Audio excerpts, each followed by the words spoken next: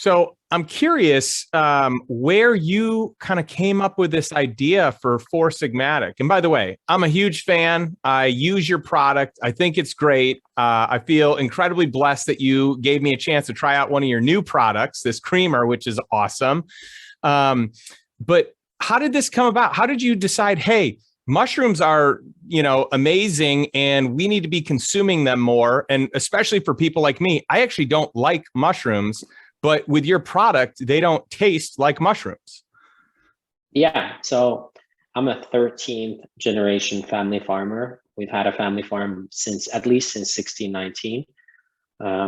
And hopefully me and my brother's kids will be the 14th generation and we can keep going. Finland is very mushroom friendly. A lot of these mushrooms grow in Finland. They're studied in Finland. So I studied chemistry and then nutrition, and a little over 15 years ago, won an innovation award for discovering this mushroom variety with my friend. And yeah, that was the kind of the starting point. The inspiration for the coffee came from the fact that Finns drink more coffee than any other nation per capita. So like almost 3 times as more as American, which is hard to believe when you go on the line of Starbucks and look at the size of those drinks. But I feel like Americans, there's a lot more sugar and maybe a little less caffeine. But yeah, so during Second World War, Finland was attacked both by the Germans and the Russians, and we ran out of coffee beans and there was a shortage. So we started brewing this mushroom that grew in our backyards called chaga, CHAGA. And then people felt great. And after the war, the University of Helsinki started studying and found out that it's probably the highest source of antioxidants in the world. So 1 cup of that mushroom coffee, so to say, would equal to like 30 pounds of antioxidants from carrots, or many other examples. So yeah, grew up on a farm, learned from my dad, who was an agronomist. My mom taught physiology and anatomy. They're part of our lineage, a lot of inspiration from coffee.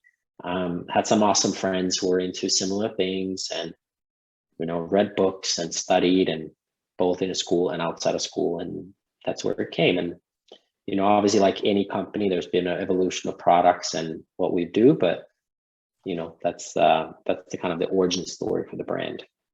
That's so cool, Tero. And what I also think is unique is in you starting this business, you're getting a chance to kind of work in this whole legacy space, because this is number one, it's like Finnish traditions and kind of, you've got this, your natural resources and what you're growing in your own blend, but then it's also like a family business or a family tradition. So there's legacy on kind of both sides with your heritage, your family.